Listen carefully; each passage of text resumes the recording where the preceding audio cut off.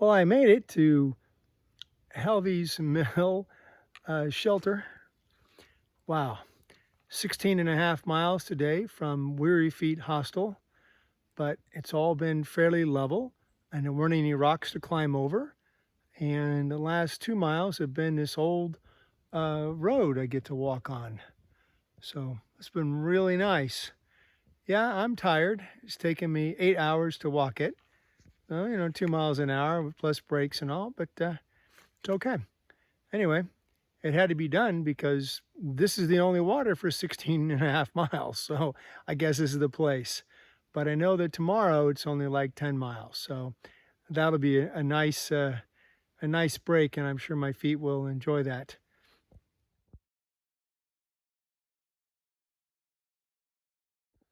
Boy, I came around the corner. I was looking for water. Walked right next to this little creek here, and then somebody was kind enough to decide that this is the perfect place to put a picnic table and all. It was really nice of them. It's not a designated campsite, but it's near a road, and another hiker, must have thought this was a really great idea. I agree. It was a great idea. I don't know anything about Sandy, but I sure appreciate the table and the thought. Man, I wish all creek crossings were like this. I get to walk across on the bridge, get this beautiful sight. A lot easier to get water there than the place I was getting out of last night, to scoop out of a puddle. Oy. Beautiful, amazing bridge that they put together here. And look, I could probably swim in that. Except it's, 52 or 53 degrees. But hey, I suppose you could. Well, the trail brought me uphill. It's always uphill. This neat rock formation. This is for my grandson, Cash. Look, it's a cave. And you can see the path to the cave. Right here, that is where a bear hibernates. How about that? That's a little bear cave. Wow. Man, I am so lucky. Today is day 40 for me on the trail. Yay, me. And this morning I had to do a 3.5 mile hike uphill. Of course, it's always uphill after the shelter. Left the Jenkins shelter and I'm heading to the Chestnut Knob shelter, which is actually, it's only 10 o'clock in the morning. I only have 6 miles left to go today. I'll probably hike a little bit further today.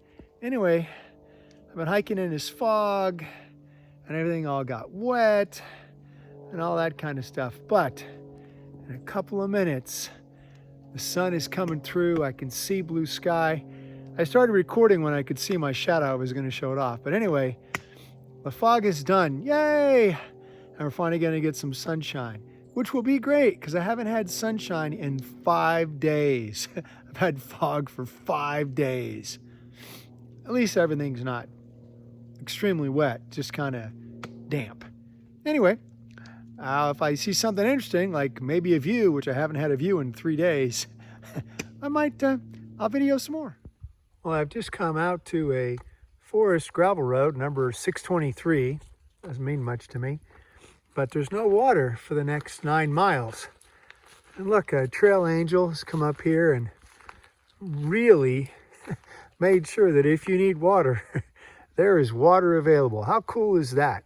And no, they're not scattered all over the place or what have you. I mean, there's a couple empties there. They come up here every now and then to get them, I'm sure. But wow, that's really nice. All the trash will stay right there. They'll pick them all up later. Wow, I don't need water, but wow, if I did, it sure be nice to have it. There it is, I'm saved. Chestnut Knob Shelter. It's an enclosed shelter. I understand from a guy that was hiking northbound that it's quite warm at night because, you can close it up and all. That's really great. It's a shame I won't be able to stay here. I've hiked 10.5 miles, but I'm gonna have to go on because there's no water. And I was too lazy to carry water 2 miles up the hill to get here. It'll be okay, but wow. I'm gonna have to stay here for a few minutes and check it out because that view is really nice. And I've been working hard to get a view. That is the first view in several days. And it's nice the fog burned off. It's about 65 now. It's gonna drizzle again tonight, but wow, look at that pretty valley. Let's take a look inside. I had to work to get up here. This explains the weather. Wow. It's got some, typical platform bedding and some bunks. Places up here to hang your packs and stuff. Maybe put some stuff up to try to keep the mice from getting it and all. Very interesting feature inside this are these steel cables. There's a bunch of them all around, and they're holding the roof on. Wow. It was rebuilt in '94, and the other one must have had the roof blown off. That must have been a heck of a storm. Boy, you get up at 4,000 feet, you can grow some real nice Christmas trees. There's a nice spruce. It's the only one up here, but wow, it's nice shape. So I've been walking through about a mile and a half of this great meadow. Some guy got his brush hog out and he just drove all kinds of mazes all around and all. I am sure that this gives the bears lots of opportunity to be hiding in there, considering it's bare wilderness. Wow. It's all blackberries and all. I would not want to be here in the spring. Well, that's kind of different. A little gnome house in the middle of the woods. Unfortunately, the magic didn't work out and the creek is dry. Oh well, maybe it's because I'm not a believer.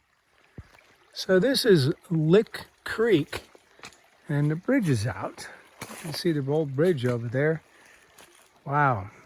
It's normally a foot deep or, knee high, they say, to come across here, and you have to wade it, and it's quite the mess. But just to show you how dry it is, I was able to walk across those rocks and didn't get my shoes wet. I'm very happy about that, not getting my shoes wet. Very sad there isn't more water. Well, there's a muddy section. Nice thing to put this log in. My grandson Cash has been practicing his pirate walking, so he would make it just fine. I didn't slip, and I got to stay out of the mud. Yay!